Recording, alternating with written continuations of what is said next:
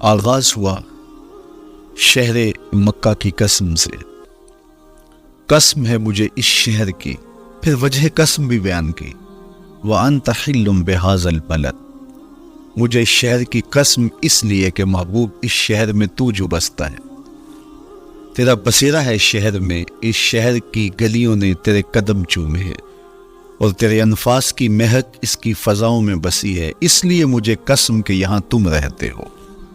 اللہ اکبر۔ علماء کے مابین اس بات پر اختلاف ہے کہ مکہ المکرمہ افضل ہے یا مدینہ النبی صلی اللہ علیہ وآلہ وسلم افضل ہے۔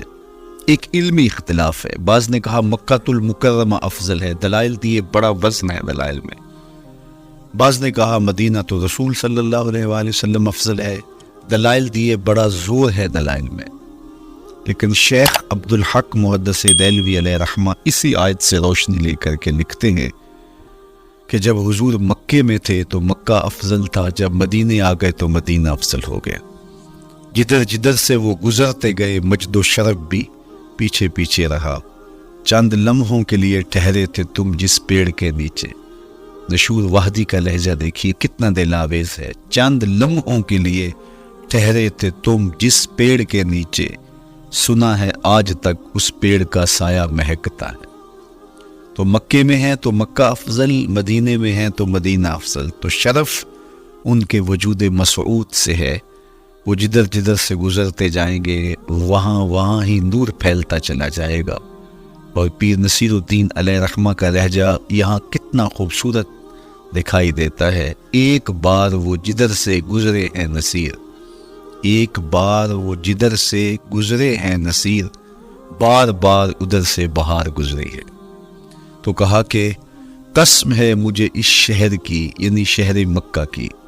کیوں اس شہر کی قسم؟ وَأَنْتَ حِلٌّ بِهَذَا الْبَلَدِ، کہ محبوب اس شہر میں تمہارا قیام ہے، اس شہر میں تمہاری رہائش ہے، تمہارے انفاس کی مہک ہے اس شہر کی فضاؤں میں، اور تمہارے قدموں کو چھوا ہے اس شہر کی گلیوں نے، اس لیے قسم کہ یہاں آپ رہتے ہو۔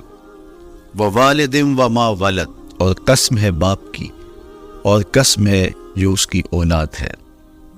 والد سے مراد کیا ہے اور ما ولد سے مراد کیا ہے؟ تو اس کے بارے میں ایک قول یہ ہے کہ والد سے مراد حضرت ابراہیم علیہ السلام، اور ما ولد سے مراد حضور علیہ السلام جو ان کے فرزند ہیں۔ ایک قول کے والد سے مراد حضرت آدم علیہ السلام ہے، اور ما ولد سے مراد ان کی ساری ذریت اور نسل ہے۔ تیسرا قول کہ والد سے مراد حضور علیہ السلام ہے، اور ما ولد سے مراد حضور علیہ السلام کی ساری امت، حضور علیہ السلام کی ساری آل اطرت، حضور کے اصحاب۔ لیکن علماء نے پہلے قول کو ترجیح دی کہ مکہ المکرمہ کی قسم کی گئی تو پھر مناسبت بنتی ہے کہ حضرت ابراہیم کا ذکر بھی ہو، تو اس لیے والد سے مراد حضرت ابراہیم ہے، اور ما ولد سے مراد حضور علیہ السلام کی ذات ستودہ صفات ہے۔ تو تین چیزیں ہوئی جن کی قسم کی گئی۔ سب سے پہلے شہر مکہ کی قسم کی گئی، پھر حضرت ابراہیم علیہ السلام کی قسم کی گئی، اس کے بعد حضور علیہ السلام کے مبارک وجود کی قسم کی گئی۔ تین قسمیں کر کے کہا کیا گیا، چونکہ جو خالی ذہن شخص ہو، جب اس کو کوئی بات بیان کی جائے تو قسم سے آغاز نہیں کیا جاتا۔ متردد ذہن کو کوئی بات کرنی ہو تو قسم سے آغاز کیا جاتا ہے، یا پھر آپ جس مضمون کو بیان کرنے جا رہے ہیں وہ اتنا اہم ہے کہ اس کی اہمیت کو اجاگر کرنے کے لیے آپ کو قسم کرنا پڑتی ہے۔ تو یہ جو ماں باپ کا مضمون ہے جس کو میرے رب نے بیان کیا، اس سے قبل ایک نہیں، دو نہیں، تین قسمیں کی، تو پھر کان تو کھڑے ہو گئے، سماعتیں تو بچھ گئی کہ وہ کون سی شے ہے جس کو بیان کرنا مقصود ہے، اور اس سے قبل قسم پہ قسم کی جا رہی ہے۔ قسم محبوب شہر مکہ کی، قسم محبوب تیرے والد بزرگوار حضرت ابراہیم علیہ السلام کی، اور قسم تیرے پاکیزہ وجود کی۔ اب انسان بالکل سماعتیں بچھا کے منتظر ہیں کہ قسم کی کس بات کی جا رہی ہے، کس بات پہ قسمیں ہو رہی ہیں. تو جواب آیا، قسم محبوب شہر مکہ کی جس میں آپ رہتے ہو، قسم آپ کے والد بزرگوار حضرت ابراہیم علیہ السلام کی، اور قسم آپ کے پاکیزہ وجود کی. لقد خلقنا الانسان فی کبد، ہم نے انسان کو مشقتوں میں رہتا پیدا کیا ہے. یعنی انسان کی زندگی کے اندر مشقتیں، مشکلیں، آلام، مصائب، حالات کی تلخیاں، سخت مراحل، یہ اس کی زندگی کا حصہ ہے. اور ہم نے اس کو ڈیزائن اس طرح کیا ہے کہ یہ ان ساری مشکلات سے نبردآزما ہوگا اور حالات کی تلخیوں کا مقابلہ کرے گا، اور خیر و شر کے ساتھ ساری زندگی اس کا تعلق رہے گا.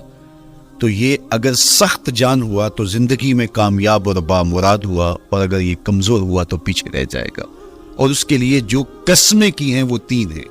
قسم کا اور جواب قسم کا تعلق ہوتا ہے، یعنی جس پہ قسم کی جا رہی ہے تو جو قسم کی جا رہی ہے اس کا کوئی آپس میں تعلق ہوگا. جب پھولوں کا ذکر کریں گے تو پھر اس کے متعلقات ہی بات میں بیان کریں گے. کسی نے کہا تھا جنگل میں کوئی مے خار مرا ہے، جنگل میں کوئی مے خار مرا ہے، اسے انگور کے پتوں کا کفن دو. میاں جنگل میں مرنے والے شخص کو کسی اور درخت کے پتوں کا بھی تو کفن دیا جا سکتا ہے، لیکن صاحب مرنے والا مے خار ہے اور شراب کشید کی جاتی ہے انگور سے، تو اس کو تو ٹھنڈ تب بھی پڑے گی کہ انگور کے پتوں کا کفن دیا جائے. تو مناسبات ہوتی ہیں. تو اب جب قسم کی گئی تو قسم 3 چیزوں کی گئی، اور اس کی جواب قسم سے مناسبت کیا بنتی تھی؟ انسان کو مشقتوں میں رہتا پیدا کیا گیا، حالات کی تلخیوں سے گزرتا ہے، سخت تربیتی مراحل سے اس کو گزرنا پڑتا ہے. تو اس چیز کو بیان کرنے سے قبل 3 قسمیں کی گئی. پہلی قسم میرے حضور کے پاکیزہ شہر کی، مکہ المکرمہ کی، اس لیے کہ مکہ المکرمہ میں دیکھ لیجئے کہ صحابہ اور حضور کے ماننے والوں نے کیسے تلخ زندگی کاٹی. شجر اسلام ثمر بار ہوا تو ہمیں تو یہ کھلے ہوئے پھول دکھائی دیتے ہیں، لیکن ہم نہیں بھول سکتے کہ بلال حبشی کی پیٹھ پہ کیسے کوڑے برسے اور احد احد کیسے پکارتے رہے. تو ہم اس منظر کو دیکھیں، مکہ کے ان حالات کو دیکھیں، تو اس لیے قسم کی مکے کی، اور پھر حضرت ابراہیم علیہ السلام کی قسم کی. چونکہ حضرت ابراہیم نے جس قدر اذیتوں سے گزر کر کے، مصائب آلام کا سامنا کر کے، حالات کی تلخیوں کا مقابلہ کر کے اپنا راستہ بنایا اور اپنے رب کی رضا پائی، وہ تاریخ کا ایک انوکھا باب. اس سے بڑھ کر کیا ہوگا کہ جلتی ہوئی آگ میں چھلانگ لگا دی رب کے حکم کی تعمیل میں، بیٹے کی گردن پہ چھری رکھ دی. یہ تماشا لب بام نہیں تھا.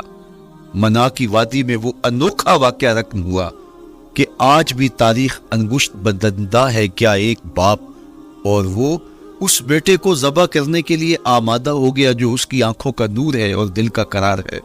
رب سے مانگ مانگ کے لیا، لیکن تعمیل ارشاد میں اس بیٹے کی گردن پہ چھری رکھنے کے لیے باپ تیار ہو جاتا ہے اور اس کو ذبح کرنے کے لیے آمادہ ہو جاتا ہے، حتیٰ کہ بیٹے کو لٹا لیتا ہے اور ہاتھ میں چھری پکڑ کے بیٹے کی گردن پہ رکھ کے پوری ہمت کے ساتھ جب چھری چلاتا ہے تو آواز آتی ہے فلما اسلم وتلہ للجبین ونادیناہ ان یا ابراہیم قد صدقت الرؤیا انا کذالک نجزی المحسنین. ابراہیم بس کرو، تم نے واقعی خواب پورا کر دکھایا. اپنی بیوی کو، اپنے نو مولود بچے کو وادی غیر ذی زرع میں چھوڑ آنا، جہاں کچھ بھی میسر نہیں تھا. یہاں آپ کو آپ کے ماں باپ چھوڑ کے جاتے ہیں، ایک خوبصورت آسودہ ماحول ہے، اور آپ کو جس مقصد کے لیے چھوڑ کے جا رہے ہیں تو وہ مقصد بھی آپ کے اور ان کے پیش نظر ہے. لیکن اس کے باوجود بھی جو ہے وہ آنکھیں نم ہو جاتی ہوں گی کہ ہم اپنی اولاد کو یہاں چھوڑ کے جا رہے ہیں، جبکہ ایک محفوظ پناہ گاہ میں آپ کو چھوڑ کے گئے. آپ کی تربیت کرنے والا ایک جو ہے وہ توانا طبقہ اور ایک توانا جو ہے وہ سٹاف موجود ہے جو آپ کی فکری، ذہنی، بدنی تربیت کے لیے کوشاں ہیں. لیکن اس کے باوجود بھی والدین محسوس کرتے ہیں، لیکن اپنے نو مولود بچے کو وہاں چھوڑ کے جانا جہاں آب و دانہ بھی میسر نہیں تھا۔ مورخ اسلام حفیظ جلندری نے اس وادی کا نقشہ کھینچتے ہوئے کہا، وہ وادی جس میں وحشت بھی قدم رکھتی تھی ڈر ڈر کے، جہاں پھرتے تھے آوارہ تھپیڑے بادے سر سر کے، جہاں پر گھاس اگتی تھی، جہاں نہ پھول کھلتے تھے، مگر وہ سرزمین تھی آسماں بھی چھپ کے ملتے تھے۔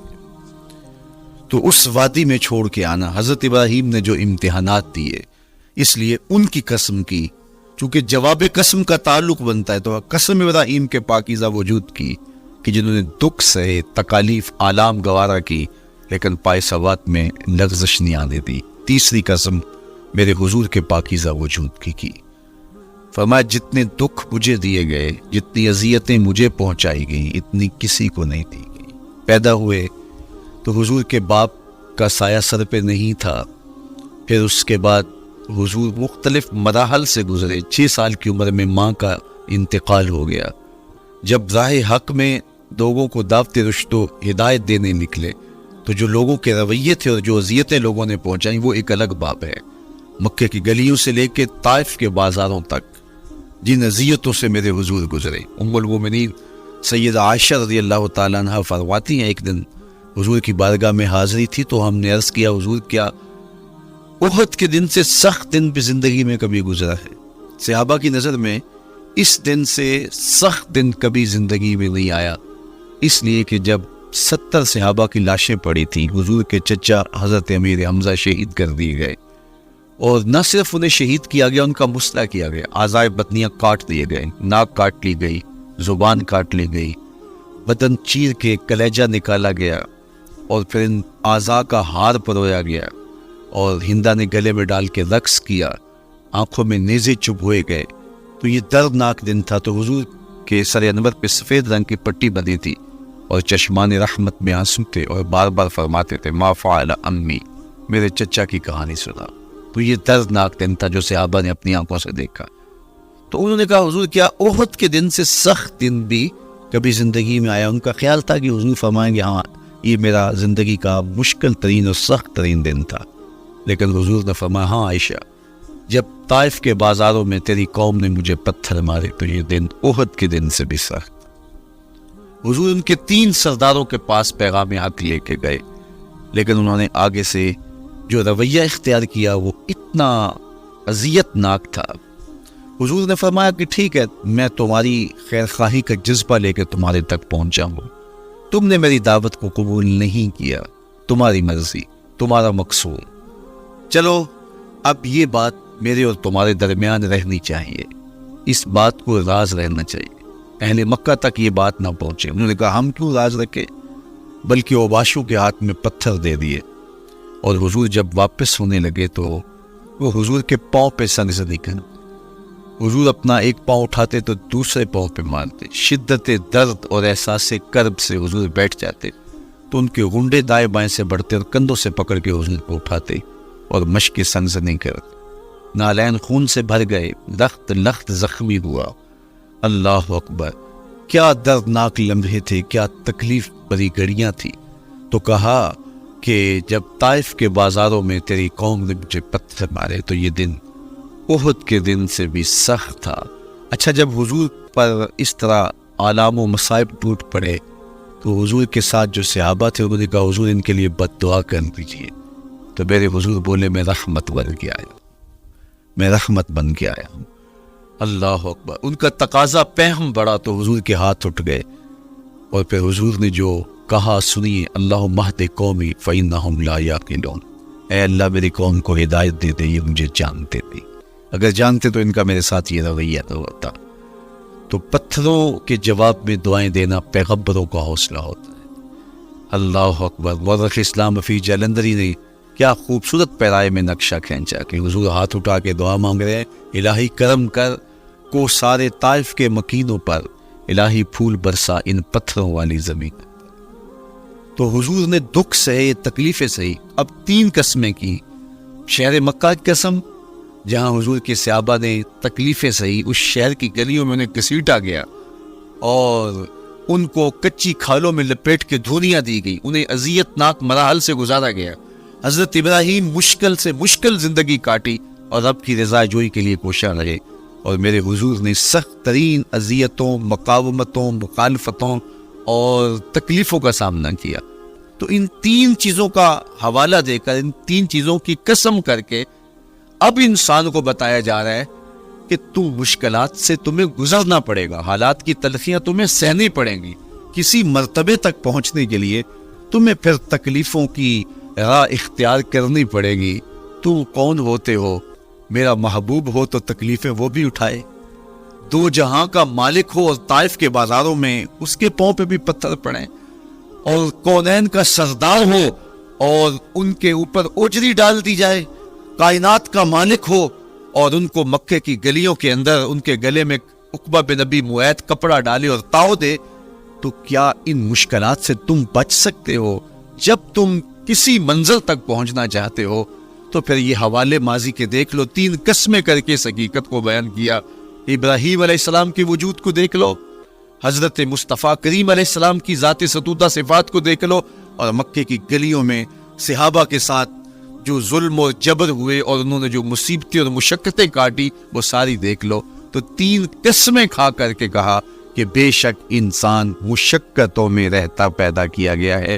اس لیے قافلہ انسانی کے وہ افراد جو کسی منزل کے متلاشی ہوتے ہیں، جو جستجو کی زندگی بسر کر رہے ہوتے ہیں، ان کو پھر مشکلات سے گزرنا پڑتا ہے اور حالات کی تلخیاں ان کو گوارا کرنا پڑتا ہے، کشاکشی حیات سے ان کو ٹکرانا پڑتا ہے، اور ان کو آگے بڑھنے کے لیے ان کو تکلیفوں سے گزر کر کے، جان کو سل مراحل سے گزر کر کے پھر منزل کی طرف عازم سفر ہونا پڑتا ہے۔ کیا میں نے اس خاکدان سے کنارہ جہاں رزق کا نام ہے آب و دانہ، پلٹنا جھپٹنا جھپٹ کر پلٹنا لہو گرم رکھنے کا ہے ایک بہانہ، پرندوں کی دنیا کا درویش ہوں میں کہ شاہی بناتا نہیں آشیاں۔ تو زندگی مشکل مراحل سے گزر جانے کا نام ہے۔ اقبال نے کہا تھا ہے شباب اپنے لہو کی آگ میں جلنے کا نام۔ یہ زندگی آسان نہیں ہے، یہ حالات کی تلخیوں کا مقابلہ کرنے کا نام ہے، یہ ضبط نفس کا نام ہے، یہ اپنے من کی تربیت کا نام ہے۔ حضرت امام رازی سایت کریمہ کے تحت لکھتے ہیں کہ جب بچہ شکم مادر میں ہوتا ہے تو وہ 3 پردوں میں ہوتا ہے، ایک جھلی کا پردہ، ایک رحم مادر کا پردہ اور ایک پیٹ کا پردہ۔ تو 3 پردوں میں وہ بیچارہ بڑی عجیب سی حالت میں ہوتا ہے۔ یہ اس کا پہلا مرحلہ ہے تخلیق کے بعد، اس کے بعد پیدائش کا دوسرا مرحلہ ہے، یہ زچہ بچہ دونوں کے لیے موت و حیات کے مرحلے ہوتے ہیں۔ اس کے بعد وہ پیدا ہوا، اس دنیا پہ آیا تو اس کی مشکل کیا ہے؟ زبان ہے، بولنا نہیں جانتا، دیکھتا ہے پہچان نہیں سکتا، سنتا ہے سمجھ نہیں سکتا، ہاتھ ہے پکڑ نہیں سکتا، ٹانگیں ہیں چل نہیں سکتا۔ کتنی مشکل بن گئی، یہ سب کچھ چیزیں ہونے کے باوجود بھی وہ بے بس دکھائی دیتا ہے، اس کو دودھ مانگنے کے لیے بھی رونا پڑتا ہے۔ تو یہ ایک مرحلہ تھا۔ پھر آہستہ آہستہ اس نے بولنا سیکھا، ایک ایک حرف کر کے، لفظ لفظ جوڑ کے وہ جملے مکمل کرتا رہا۔ آج تو زبان کا طوطی بولتا ہے، آج تو بات کرے تو جو ہے وہ ماحول تھم جاتا ہے، لیکن انسان ذرا پلٹ کے آغوش مادر میں تیری ماں نے ایک ایک حرف تجھے سکھایا تھا، ایک ایک لفظ تجھے سکھایا تھا، لفظ لفظ کر کے، حرف حرف کر کے جملے بنے، اور آج تیری گفتار کی شوخی کے تذکرے زمانے میں ہیں تو پھر تجھے بولنا سکھایا۔ تو چل نہیں سکتا تھا، آج تیری جو ہے وہ چولانیاں دیکھنے والی ہیں، تیری رفتار کو کوئی چھو نہیں سکتا ہے، تیری آنکھوں کی بجلیاں آج عقابوں سے بڑھ کر ہیں، آج تیرے کانوں کے اندر نغموں کا جہاں آباد ہے، آج تیرے ہاتھوں کی گرفت کہ آگے شیر غرام بھی ہو تو وہ بھی بے بس ہو جاتا ہے، لیکن دیکھ تو کتنا مجبور تھا۔ اچھا چلو وہاں سے آگے آئے، پھر زندگی کو سیکھنا پڑتا ہے، آداب سیکھنے پڑتے ہیں، کس سے کیا بات کرنی ہے سیکھنا پڑتا ہے، آگے بڑھے، جوانی کی دہلیز پہ پہنچے۔ جوانی انسان کی زندگی کا باقپن ہوتا ہے، عروج ہوتا ہے، اللہ اکبر، لیکن جوانی کو تقدس معاب رکھ کے منزل تک پہنچانا یہ سب سے مشکل مرحلہ ہوتا ہے، چونکہ جذبات بے قابو ہیں، خواہشیں آوارہ ہیں، اور تا حد نظر نظارے ہی نظارے جو دل کو کھینچتے ہیں۔ اب اپنے تقدس کو جو شخص محفوظ رکھے، کائنات میں سب سے قیمتی جوہر حضرت انسان کا اس کی عصمت کا جوہر ہے، اور سب سے حسین چہرہ وہ ہے جو جنسی کالک سے اپنے آپ کو بچا لے. تو جوانی ہو، باکپن ہو، اور پھر اپنی خواہشات کو بے قابو نہ ہونے دیا جائے، سب سے مشکل مرحلہ پوری زندگی میں یہ آتا ہے. کسی نے کہا تھا کتاب زیست کا ایک اور باب بیت گیا، شباب بیت گیا، ایک عذاب بیت گیا. تو شباب کا ختم ہونا اور اس کو خیریت سے منزل تک پہنچنا، یہ کتنا بڑا مشکل مرحلہ ہوتا ہے، جس کا جوانی میں باطن کا چہرہ مسخ ہو جاتا ہے اور جنسی کالک سے جو چہرہ آلودہ ہو جاتا ہے اس کا عفت کا دامن داغدار ہو جاتا ہے. تو اس لیے وہ چہرہ تاباں ہے، وہ چہرہ روشن ہے، وہ چہرہ منور ہے جو اپنے آپ کو کالک نہیں لگنے دیتا اور اپنی عصمت کی حفاظت کرتا ہے. میرے حضور نے بے ارشاد فرمایا سبعۃ یظلھم اللہ تعالی فی ظلہ یوم لا ظل الا ظلہ. 7 اشخاص ایسے ہیں قیامت کے دن جب کوئی سایہ نہیں ہوگا، اللہ ان کو اپنے عرش کا سایہ عطا کرے گا. ان میں سے پہلا شخص امام عادل حکمراں، دوسرا شخص وشاب نشأ فی عبادت اللہ، وہ جوان جس کی جوانی اللہ کی عبادت میں بسر. تیسرا وہ شخص ورجل قلبہ معلق بالمساجد، وہ شخص جس کا دل مسجد میں لگتا ہے، مسجد میں جمتا ہے. اور چوتھا شخص ورجل دعتہ امرأۃ ذات منصب وجمال فقال انی اخاف اللہ، وہ شخص جس کو دعوت گناہ ملی اور حسن قدموں میں بچھنے کے لیے بےتاب ہوا اور اس نے کیا کہا انی اخاف اللہ، میں اللہ سے ڈرتا ہوں، میرا اللہ مجھے دیکھ رہا ہے. میرے حضور نے فرمایا قیامت کے دن جب کوئی سایہ نہیں ہوگا، اللہ اس کے اوپر اپنے عرش کا سایہ تان. جو اپنی عصمت کے جوہر کو بچا گیا. تو یہ ایک مشکل مرحلہ تھا اپنی جوانی کے تقدس کی حفاظت کرنا. میرے حضور نے ارشاد فرمایا انا حبیب اللہ، میں اللہ کا حبیب. جو جوان جوانی میں توبہ کرتا ہے وہ بھی اللہ کا حبیب ہے. کتنا بڑا اعزاز ہے اور کتنا بڑا کمال ہے جو شخص کو ملتا ہے جو جوانی میں اپنی عصمت کے تقدس کی حفاظت کرتا ہے، اپنی آبرو پہ پہرا دیتا ہے، اپنی نظروں کی حفاظت کرتا ہے، اپنی سوچوں کو آوارہ نہیں ہونے دیتا، اپنے خیالوں کو پھٹکنے نہیں دیتا، اپنی خواہشات کو بے قابو نہیں ہونے دیتا. تو یہ مشکل ترین لمحہ تھا. اس کے بعد امام راضی کہتے ہیں اب شادی کا مرحلہ ہوا تو پہلے خود اپنی ذمہ داری تھی، اب کسی کا بوجھ بھی اٹھانا پڑا، یہ اگلی مشکل نہ پڑی. پھر بچے ہوئے تو پھر اپنی زندگی تو ختم ہو گئی. پھر ساری زندگی، پھر بڑھاپے میں چلے جائیں، ارذل العمر تک چلے جائیں، یہ ساری زندگی مشکلات. لقد خلقنا الانسان فی کبد. تو ہمیں عملی طور پہ مشکلات کے مقابلے کے لیے تیار ہونا چاہیے. دیکھیے ہم جب شکار کرنے جاتے ہیں اور وہ خطرناک جنگل ہو جس میں شیر، بھیڑی اور دیگر جانور بھی ہو، تو پھر ہم حفظ ما تقدم کے طور پہ سب کچھ ساتھ لے کے جاتے ہیں اور اس انداز سے جاتے ہیں کہ ہمارے اوپر اگر کوئی حملہ ہو تو بچاؤ کی یہ تدبیر ہو. تو ہم عملی طور پہ اس کے لیے خود تیار ہوتے ہیں، تو پھر کوئی ہونے والا حملہ غیر متوقع نہیں ہوتا اور ہم اس کے لیے اپنے آپ کو مستعد اور فعال پاتے. اسی طرح میں اور آپ اگر زندگی کے اس فلسفے سے آگاہ نہیں ہوں گے کہ زندگی مشکلات کا مجموعہ ہے، حالات کی تلخیاں ساری زندگی ہمارے ساتھ رہیں گی، تو کوئی بھی تکلیف، کوئی بھی اذیت، کوئی بھی ایسا واقعہ جو ہم نہیں چاہ رہے ہوں گے وہ روح پذیر ہوگا تو ہم گھبرا جائیں گے اور پھر اس وقت ہم دکھی ہو جائیں گے. اس لیے ہمیں یہ قرآن نے سکھایا ہے کہ تم عملی طور پہ زندگی کی سختیوں کا مقابلہ کرنے کے لیے آمادہ اور تیار ہو جائے.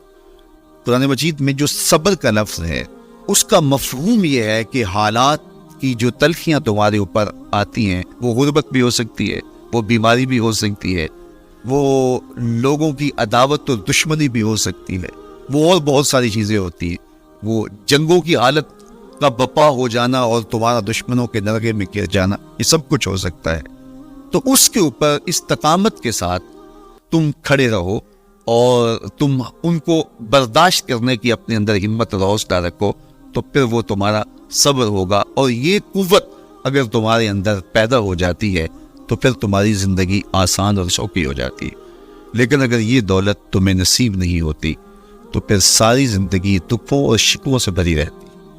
اس لیے ہمیں یہ چیز سیکھ لینی چاہیے کہ زندگی نام ہی مشکلات سے نبرد آزما رہنے کا. عملی طور پہ ہم دیکھو ہمیں پتہ ہے سردی آ رہی ہے تو اس کا ہم پہلے انتظام کرتے ہیں. تو سردی ہمیں دکھی نہیں کرتی، ہم سردی سے بھی لطف لیتے ہیں، موسم برسات سے بھی مزہ لیتے ہیں، اور گرمی سے بھی ہم ایک حاص حاصل کر لیتے ہیں اگر ہم اس کو جو ہے اس کے لیے عملی طور پہ اپنے آپ کو تیار کر لیں. لیکن اگر ہم اس کے لیے تیاری نہیں کریں گے تو سوائے گھبراہٹ کے اور کچھ نہیں ہوگا. تو مجھے اور آپ کو عملاً اپنے آپ کو اس بات کے لیے آمادہ کرنا پڑے گا کہ زندگی ان حالات کی تلخیوں سے ٹکرانے کا نام ہے، اور ساری زندگی ہمیں ان مراحل سے گزرتے رہنا پڑے گا. اور قرآن نے جو ہے وہ 3 قسمیں کر کے، اور 3 قسمیں بھی شہر مکہ کی اور محبوب کریم کے پاکیزہ وجود اور جناب ابراہیم علیہ السلام کی، تاکہ تمہیں پتہ چلے جب ان کو بھی ان مراحل سے گزرنا پڑا میں اور آپ کیا بیچتے ہیں. اس لیے ہمیں اپنی زندگی کو ان راہوں پہ ڈالتے ہوئے صبر اور استقامت، اب صبر اور استقامت کی دولت ہمیں کیسے نصیب ہوگی، یہ دولت کس طرح، یہ قوت راسخہ ہمارے اندر کیسے پیدا ہوگی، اور کس طرح ہمارے من کے اندر یہ چیزیں سمائے گی.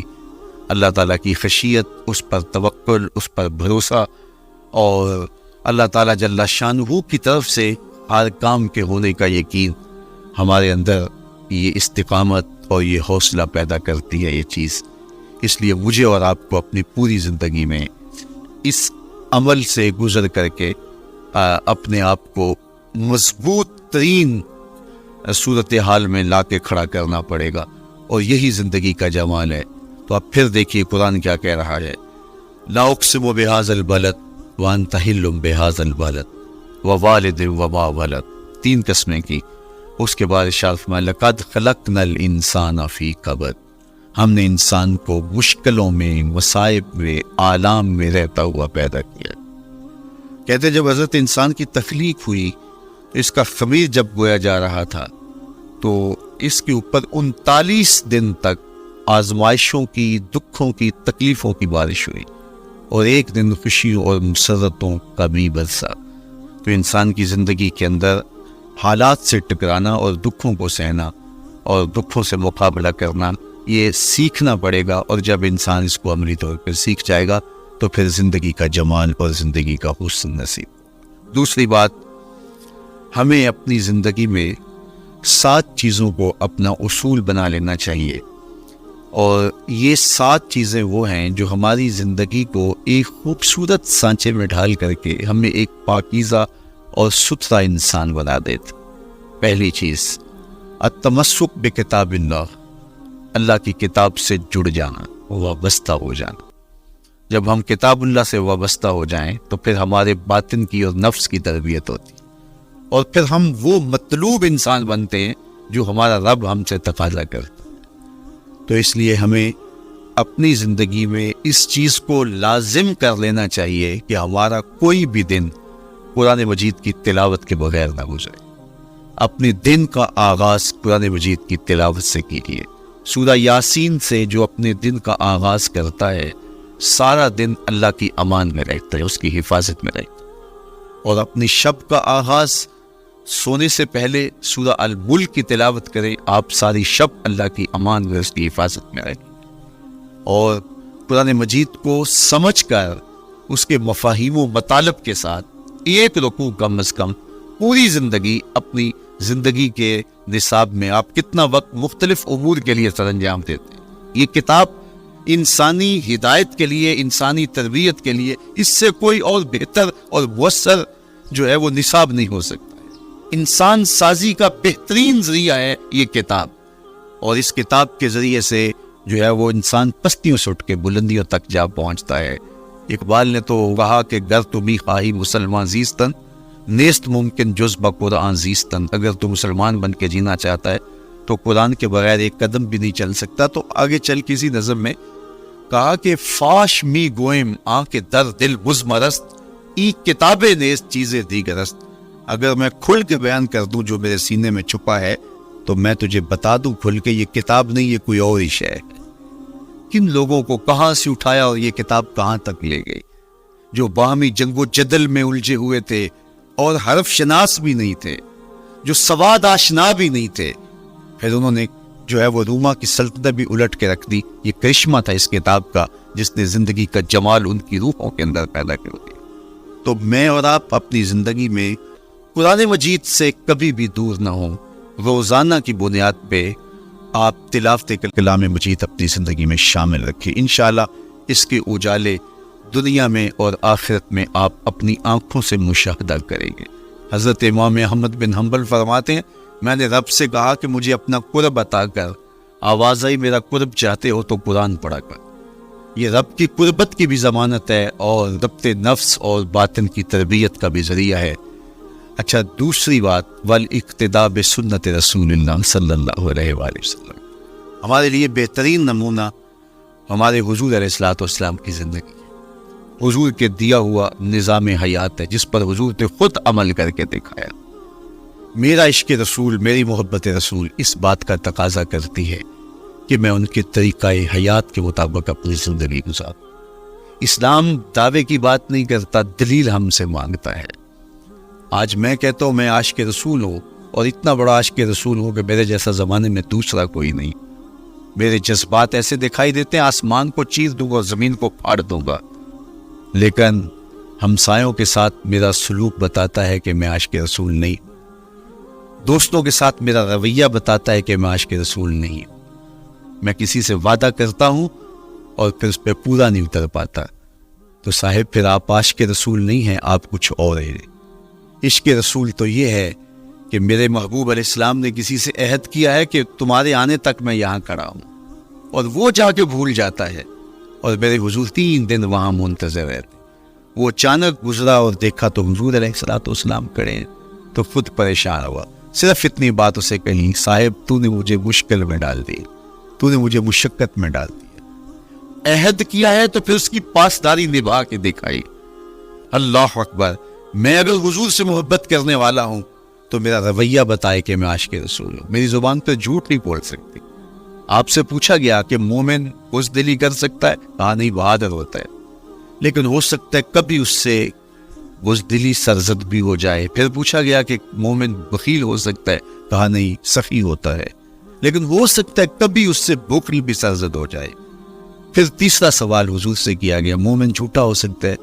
فرمایا جھوٹا نہیں ہو سکتا. یہ پکی بات ہے کہ مومن جھوٹ نہیں بول سکتا. میں اور آپ اپنے رویوں میں دیکھیں کہ ہم کھڑے کہاں ہیں.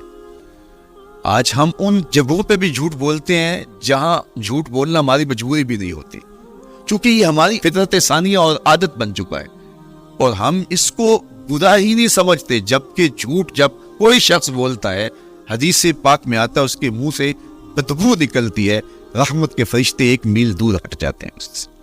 اور سویر سے شام تک جب ہمارے معمولات یہ ہوں تو پھر ہم کہاں کھڑے ہیں اور رحمت کے فرشتے کہاں کھڑے ہیں؟ تو حضور علیہ الصلوۃ والسلام کی سنت کا اتباع حضور کی محبت کی دلیل ہوگی. امام قرطبی نے لکھا ہے اللہ کی محبت کا کوئی دعویٰ کرے تو کیا دلیل ہوگی کہ یہ واقعی محب الہی ہے؟ تو کہا اللہ سے محبت کا دعویٰ کرنے والے کے لیے دلیل یہ ہے کہ وہ قرآن سے پیار کرے. قرآن سے پیار اور قرآن سے محبت کی دلیل یہ ہے کہ حضور کا پیار سینے میں رکھے. حضور سے محبت کی دلیل یہ ہے کہ سنت رسول سے پیار کرنے والا، اور سنت رسول سے پیار کرنے کی دلیل یہ ہے کہ بدعات سے اجتناب کرنے والا. ہر وہ طریقہ جو میرے حضور نے نہیں دیا اس کو اختیار نہ کرے، اس طریقے کو اختیار کرے جو حضور علیہ الصلوۃ والسلام کا عطا کرے. تیسری بات عقل الحلال. یہ وہ بنیادی اصول ہے جو ہماری زندگیوں میں اتر جانے چاہیے اور ہم ایک صالح اور خوبصورت انسان بن کے اس معاشرے کا حصہ بن سکتے ہیں. عقل حلال زندگی میں شامل ہو تو زندگی کو جمال نصیب ہوتا ہے اور باطن اور ظاہر کو طمانینت نصیب ہوتی ہے. اگر رزق پاک نہیں ہے تو آپ کعبہ بھی جائیں تو وہاں بھی آپ محروم پلٹیں گے. میرے حضور علیہ الصلوۃ والسلام نے فرمایا ایک بندہ لمبا سفر کر کے گیا، اشعث اغبر کے لفظ ہیں، اس کے بال بکھرے ہوئے ہیں، سفر کی گرد پڑی ہوئی ہے اور لباس بھی پھٹا ہوا ہے، شکستہ حالت، پراگندہ صورت، اور کھڑا ہے کعبۃ اللہ کے سامنے. یہ مد یدیہ، دونوں ہاتھ لمبے کر کر کے دعا مانگ رہا ہے اور کیا کہتا ہے؟ اے اللہ ومطعمہ حرام ومشربہ حرام وملبسہ حرام وغذی بالحرام. فرمایا اس کا کھانا حرام کا ہے، اس کا پینا حرام کا ہے، اس نے جو لباس پہنا وہ حرام کا ہے۔ میرے حضور فرماتے بتاؤ اس کی دعا کیسے قبول ہو؟ اب لمبا سفر کاٹ کے حرم کعبہ میں پہنچے، غلاف کو پکڑ پکڑ کے دعائیں کر رہے ہیں، لمبے لمبے ہاتھ کر کے دعائیں مانگ رہے ہیں، ملتزم سے لپٹا ہوا ہے، حتیم میں سجدہ ریز ہو کے رو رو کے دعائیں مانگ رہے ہیں، لیکن دعا قبول نہیں ہوتی۔ کیوں؟ اس لیے کہ اس کے پیٹ میں لقمہ حرام کا ہے، اس کے بدن پہ لباس حرام کا ہے۔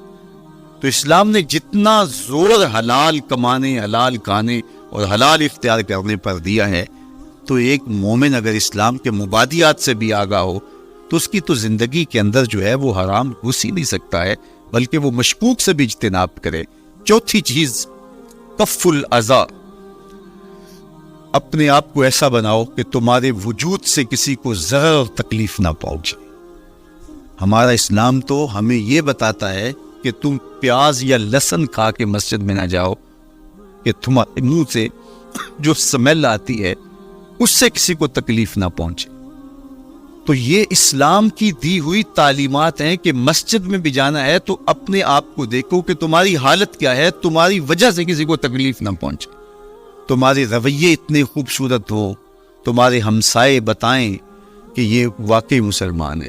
مسلمان کی تعریف کی گئی، المسلم من سلم المسلمون من لسانہ و یدہ۔ مسلمان کون ہے؟ جس کے ہاتھ سے، جس کی زبان سے دوسرا مسلمان بھائی محفوظ، تو وہ مسلمان ہے۔ اللہ اکبر۔ ہم یہ جو کہتے ہیں السلام علیکم، اس کو کہتے ہیں تحیت المسلم، مسلمان کا تحیت۔ تو اس میں اس کے معنی پہ غور کریں تو ہم اس کو ضمانت دے رہے ہوتے ہیں، السلام علیکم، تیرے اوپر سلامتی ہو۔ تو ہم اپنی جانب سے ضمانت دیتے ہیں، میرے بھائی میری طرف سے تیری عزت، تیری جان، تیری آبرو سلامت ہے، اب میری جانب سے تو پریشان نہیں ہونا، میں تجھے سلامتی کی ضمانت دیتا ہوں۔ اور وہ آگے سے کیا کہتا ہے؟ وعلیکم السلام، میرے بھائی پھر میری جانب سے بھی طرح سے کچھ محفوظ۔ اگر سلام کا مفہوم اچھی طرح ہماری روحوں میں اتر جائے تو پھر ایسا ہو نہیں سکتا کہ ہم جس کو السلام علیکم کہہ دیں پھر اس سے ہم دھوکہ کریں یا اس کی آبرو پہ حملہ آور ہوں یا اس کے مال پہ حملہ آور ہو جب السلام علیکم کہہ دیا۔ چونکہ جو ہمیں لفظ بولنے کے لیے کہا گئے اس کے پیچھے فلسفہ ہے لفظ ہوگا۔ یہ پھول ہیں، ان کو دیکھ کر سبحان اللہ کہنے کا کہا گیا ہے، پہاڑوں کو دیکھ کے اللہ اکبر کہنے کا کہا گیا ہے۔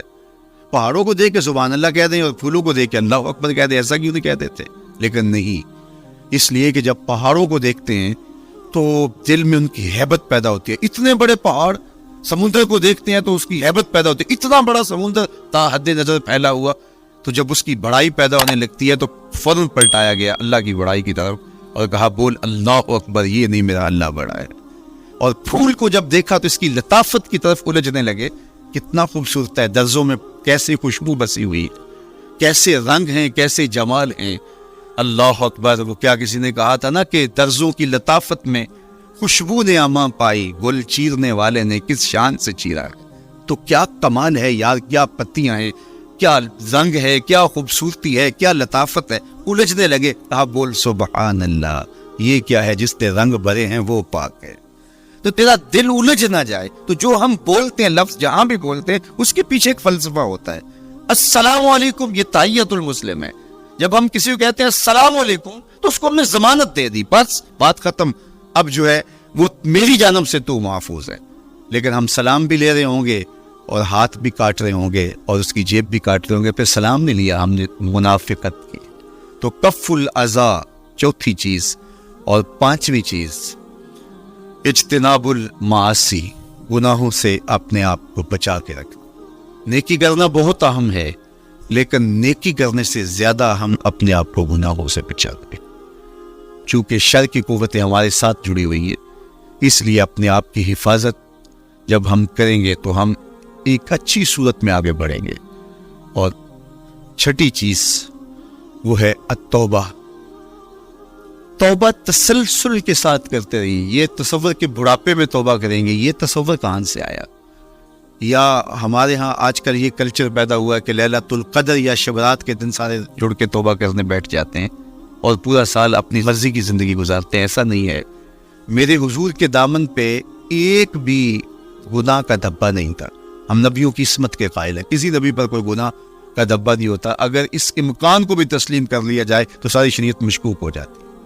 لیکن اس کے باوجود حضور فرمایا میں دن میں اللہ سے 100 بار توبہ کرتا ہوں، ایک دن میں 100 مرتبہ توبہ کرتا ہوں۔ میں اور آپ دیکھیں کہ ہم کیا اس معمول کو اپنی زندگی میں شامل کیے ہوئے ہیں۔ جب انسان توبہ کرتا ہے، جب غسل کر لیتا ہے نا ایک دفعہ، تو پھر وہ بچ کے چلتا ہے کہ کوئی گر دوبارہ پڑ نہ جائے، اور جب وہ لتھڑا ہوا ہو تو پھر اس کو پرواہ بھی نہیں ہوتی۔ اس لیے ہمیں بار بار غسل کرنے کی، بار بار توبہ کرنے کی تلقین کی گئی ہے تاکہ ہم پھر نئے گناہوں سے بچتے رہیں گے۔ تو اپنی زندگی میں توبہ کا تسلسل کیجئے، شام سویرے صبح بار بار اللہ سے توبہ کی رجوع کیجئے۔ اور آخری چیز ادا الحقوق، حقوق کا ادا کرنا۔ ہمارے ذمے جو حقوق عائد ہوتے ہیں وہ ہمارے والدین کے ہیں، وہ ہمارے بہن بھائیوں کے ہیں، وہ ہمارے دوستوں کے ہیں، ہمسایوں کے ہیں، ہمارے اساتذہ کے ہیں، کلاس فیلوز کے ہیں۔ وہ حقوق حتیٰ کہ جانوروں کے کیوں نہ ہو، تو ان حقوق کو ہم ادا کرنے والے دست بردار نہیں ہو سکتے ہم ان حقوق سے۔ یہ مومن کی زندگی ہے، یہ ہمارا نظم حیات ہے، یہ اسلام کا دیا ہوا منشور ہے، یہ طریقہ زندگی ہے کہ ہم ایک ایک کے حق کو ادا کرتے ہوئے اپنی زندگی کو بسر کریں۔ بالخصوص میں طلباء سے مخاطب ہوں کہ یہ عمر تربیتی اعتبار سے سب سے اہم عمر ہے۔ سیدنا علی المرتضیٰ رضی اللہ تعالیٰ عنہ فرماتے ہیں کہ 15 سال سے لے کر کے 20 سال تک کی عمر میں انسان کے نظریات پختہ ہوتے ہیں اور اس کی عادتیں جمتی ہیں۔ یہ دوسرے کہتے ہیں 13 سے 19 سال تک کی عمر، وہ کہتے ہیں یہ بڑی اہمیت کی حامل ہے۔ تو 13 سے 19 سال یا 15 سے 20 سال تک کی عمر، بعض کا تو ہوتے ہیں کہ ابھی بچے ہیں، ماں باپ بھی سستی کرتے ہیں کہ ان کو تہجد کا عادی اب کیوں بنائیں، ابھی تو یہ بچے ہیں، ان کو ان چیزوں سے، چھوٹی چھوٹی چیزوں کا عادی اب کیوں بنائیں، جب بڑے ہوں گے، سمجھدار ہوں گے، ذمہ داریوں کا بوجھ آئے گا، سب کچھ کر لیں گے۔ تو پھر اس وقت کرنا مشکل ہوتا ہے، پھر کر نہیں پاتا بندہ۔ تو جو سیکھنا ہے، جو عادتیں پختہ کرنی ہے، وہ اسی زندگی میں ہوتی۔ تو یہ آپ کا ایک موقع ہے، آپ کا کوئی ایک ماحول فراہم ہوا ہے، آپ کے ہمسائے آپ کے کلاس فیلوز ہیں جو آپ کے ساتھ کمرے میں رہ رہے ہیں۔ ہمسائیگی کے حقوق ادا کرنے کا جو انداز ہے وہ یہاں ہی سیکھیے اور اپنے اندر اس کو متحقق کیجیے اور پختہ کیجیے۔ اسی طرح اپنے گفتگو کے لہجوں میں شائستگی، اپنے انداز کے اندر خوبصورتی اور اپنے رویوں کے اندر جمال پیدا کرنے کی کوشش کریں، اپنے آپ کو مؤثر بنائیں، اور شریعت کے بتائے ہوئے اصول و ضابطوں کے مطابق آپ جب زندگی کے چند دن گزار لیں گے، پھر زندگی گزارنے کا نشہ آنے لگ جائے گا۔ چونکہ جب ہم اپنی خواہش کی زندگی گزارتے ہیں تو پھر ہم خود بے چین اور مضطرب ہوتے ہیں، اس لیے کہ ہمیں اس طرح زندگی گزارنی چاہیے جس طرح ہمارے رب نے ہمیں بتایا۔ آپ کوئی بھی مشین خریدتے ہیں، کوئی بھی چیز لیتے ہیں تو اس کے ساتھ چھوٹی سی بک دیتے ہیں، آپ کو اس کا طریقہ استعمال بتاتے ہیں کہ اس کو یوں استعمال کرو گے تو دیر پر اس کے فوائد حاصل کرو گے۔ اگر یہ مائک ہم اس طرح استعمال نہیں کرتے، اپنی خواہش سے استعمال کریں گے، تو پھر نتیجہ کیا ہوگا کہ تھوڑے دنوں کے بعد جو ہے وہ خرابی کی طرف سلسلہ چلے گا۔ اس طرح یہ وجود جس پاکیزہ ذات نے بنایا ہے، اس نے ہمیں بتایا ہے کہ اس کو استعمال کیسے کرنا ہے اور اس زندگی کو کیسے گزارنا ہے۔